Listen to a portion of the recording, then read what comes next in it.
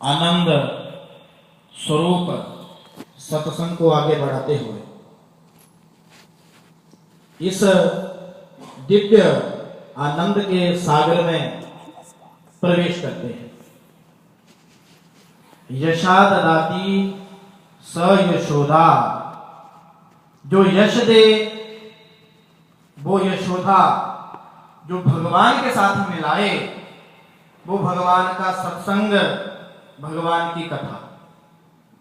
वास्तव में सत्संग, भगवान का कीर्तन, भगवान की कथा, भगवान के भगत, भगवान से मिलाने का बड़ा ही सरल राह है, रास्ता है। इसीलिए सत्संग में जाना चाहिए और शरणागति भगवान के प्रियों की, संतों की लेनी चाहिए। हमने आपको पूर्ववत भी बताया, कथा मिलना साधारण नहीं, सत्संग मिलना साधारण नहीं, संत मिलना साधारण नहीं। प्रभु प्रेमियों, जीवन में संत का मिलना बड़ा दुर्लभ है। जो वास्तविक संत हैं, वास्तविक कथा है, वास्तविकता जहां पर है, वास्तव में भगवान जहां पर है, उस स्थान का मिलना, उस राह का मिलना बड़ा ही दुर्लभ है। विशेषकर कलिकाल में ऐसे संत मिलना दुर्लभ है। अगर वो संत मिल जाएं, वो संत आपको अपना लें, ये बड़ी दुर्लभ बात है।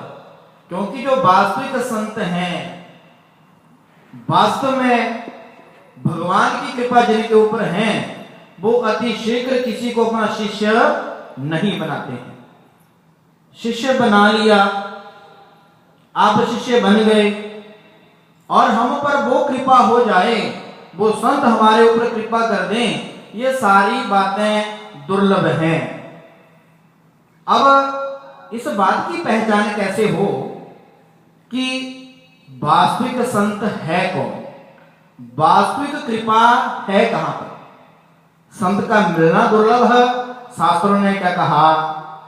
संत हृदय नवनीत समाना। वास्तव में कोई अच्छे वस्त्र पहनने से संत नहीं बना जाता। संत की क्या व्याख्या की? संत हृदय नवनीत समाना। एक साधारण मनुष्य भी संत हो सकता है। ऐसा मनुष्य जिसका हृदय कैसा है? मक्खन की तरह है। नवनीत माने मक्खन।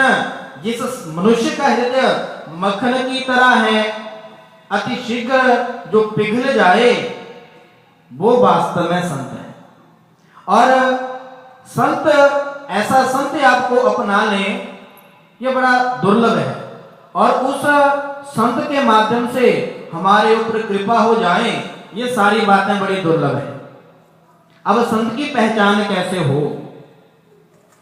इस बात की पहचान कैसे हो कि जिसको हम अपना रहे हैं, जिसको हम जान रहे हैं, जिसकी शरणागति हमने ली है, क्या वो वास्तविक संत है? प्रभु प्रेमियों, जहां पर हमारी बुद्धि सोचना बंद कर दे, जहां पर मनुष्य की सोच समाप्त हो जाए, वहां से उन संतों की, उस कृपा की सोच आरंभ होती है। जो आपने कभी सोचा ना हो, वैसा हो जाए तो समझ लीजिए यहां पर वास्तविक ज्ञान है, यहां पर वास्तविक कृपा है। ऐसा आनंद जहां पर आपका मन लगे, ऐसा आनंद जहां पर आपकी बुद्धि टिके, तो समझ लीजिए वहां पर भी वही कृपा है जो वास्तविक संत में होनी चाहिए। क्योंकि मन को टिकाना, बुद्धि को टिकाना बड़ा कठिन है। गुण दोष दृश्य दोषा, शास्त्रकारों ने क्या कहा? गुण दोष दृश्य दोषा। ना तो किसी में गुण देखो, ना तो किसी में दोष देखो। राग और द्वेष से परे हटकर समभाव होना चाहिए, समता होनी चाहिए। यदि किसी में गुण देखा तो उसमें हमें आसक्ति हो गई, किसी में आसक्ति हो गई तो दोबारा जन्मना पड़ेगा। अगर किसी से द्वेष किया तो क्या हुआ, उससे द्वेष भाव हो गया, बैर भाव हो गया। तो वास्तव में संतों ने क्या कहा, शास्त्रकारों ने क्या कहा, ना तो किसी में गुण देखना चाहिए ना तो किसी में दोष देखना चाहिए, समभाव होना चाहिए, सब में संभाव होना चाहिए। कैसे? प्रभु प्रेमियों, हमारी दो बुद्धियां होती हैं, दो मन हमारे होते हैं। विचार कीजिएगा, जो परिभाषा हमने आपको बताई, गुण दोष दर्शित दोषा, इसी का एक सरल उदाहरण, हमारी दो बुद्धियां, दो मन होते हैं, एक अच्छा एक बुरा, एक सात्विक बुद्धि एक तामसिक बुद्धि। उदाहरण से समझिएगा, जब भी हम कोई भी काम करें, किसी भी काम को करने का विचार करें, तो अच्छे वाली बुद्धि तर्क देती है कि हमें सत्संग में